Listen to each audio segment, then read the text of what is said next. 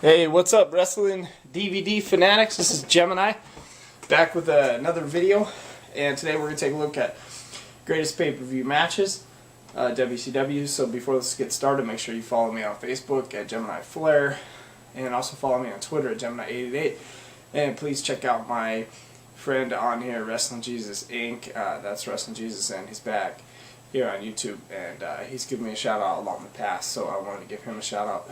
And I want to say hello to some of my very good friends on here, Live Aid Wizard, and gosh, it's hard to remember. It was Ice Main 23 and Classic Asia, and a bunch of other great guys on here, King Kwon Do, and some really good guys watching these videos. So if I forgot your name in the shout out, I'll get you next time. So let's check out WCW greatest pay-per-view matches. Okay.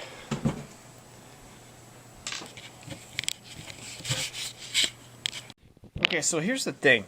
A lot of people, when this DVD came out, they said, no, I'm not going to get it because, the matches are on the network.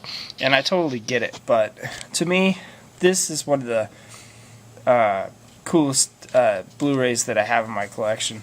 I loved it because I could put the disc in and I could just watch all the matches from start to finish.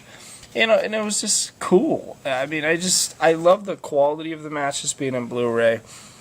And it was expensive. I will admit that this DVD did cost $30, so it cost a pretty penny, but it was worth it to me to get all these matches in Blu-ray form. Even though they are on the network, yes, they are, and that kind of taints it a little bit. Still, it was a good purchase to me. Okay, so the first match started with Ronnie Garvin and Ric Flair, and I've spoke of this match, 1.5 million times, and of course that's where Ric Flair won the world title back. Great match, very hard-hitting, physical match. Great American Bash '88, Barry Windham and Dusty Rhodes. Dusty Rhodes was just so over, and Barry Windham was so athletic in the ring. Starrcade '88, Road Warriors versus Sting and Dusty Rhodes. This is where the Road Warriors had turned heel on Dusty Rhodes and put a spike in his eye and tried to take his eye out. So this was pretty much like a revenge match. Starrcade '88 was called True Grit, and it featured Lex Luger and Ric Flair in the main event. Ric Flair and Ricky the Dragon Steamboat really doesn't get too much better than that. This was Chi-Town Rumble in '89, and the next match was and Ricky the Dragon Steamboat won the belt at the UIP Pavilion that day in Chicago, or UIC, or whatever that college building is in Chicago. I've been there before. Luger and Pillman had a very good match, and Luger cheated and won in the next match. Great American Bash '90, Ric Flair and Sting, and that's where Sting won the first title.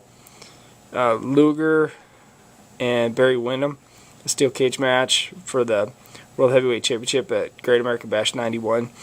Probably the worst pay-per-view in WCW history because Flair had just left and the company was in disarray. Super Brawl 2, Jushin Thunder Liger, the master of the Liger Bomb, the running Liger Bomb, the Liger Bomb. I don't know how many times I can say Liger Bomb. I think I messed up. But Jushin Thunder Liger was exciting. He was tremendous. And of course, Brian Pillman, Light Heavyweight Championship. Super Brawl 2 was in Milwaukee in February '92. WrestleMania '92. You know what? I watched this match between Sting Squadron and Dangerous Alliance, and it was okay. But here's where you knock it out of the park with the Blu-ray extras. Bash at the Beach, '96. Spring Stampede, of course, where Hogan turned. Diamond Dallas Page and the Macho Man from Spring Stampede '97. This was a really, really good match. They had a very good rivalry in '97 that is forgotten about quite often. Halloween Havoc, '97, Eddie Guerrero and Rey Mysterio. They opened the show up that day in Las Vegas, and it was just a very, very good match. Next one up is, on the DVD extras, is Slamboree '98. Bret Hart versus Randy Savage at Road Wild '98. Wait, that was Slamboree. I'm sorry. Chris Jericho and Juventud Guerrera. That was, I want to say Super Brawl '98 in San Francisco. So, moved to disc 2, and this was a very, very good match too. It was Vader and Cactus Jack from Houston, Texas at Halloween Havoc 93. And it was so funny, when WCW used to go to Houston, they used to wrestle in the Astro Arena, and the WWE would go next door and sell out the 70,000 seat Astrodome. So that's where this happened. It happened in the Astro Arena. If you've been to Houston, Astro Arena is just a real small place, and that's where Vader and Cactus Jack did Halloween Havoc 93, in a very physical match. Bash to the Beach 94, and this is all on disc 2 again. Bash to the Beach 94, stunning Steve Austin and Ricky the Dragon Steamboat. They had a very, very good match, and in the end, Austin rolled up Steamboat and won.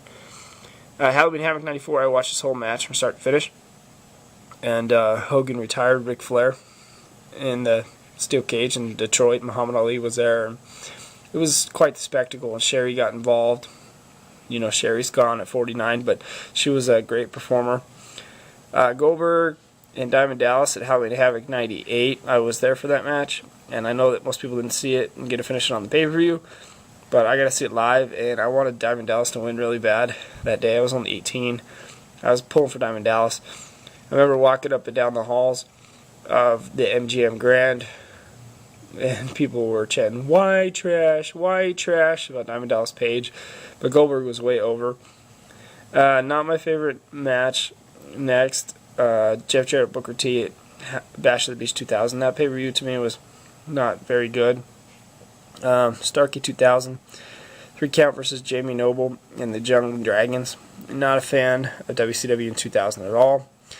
Scott Steiner, Diamond Dallas Greed 2001. I skipped through that match. I didn't even want to see anything from WCW in 2001. Halloween Havoc 89, the Thunderdome match.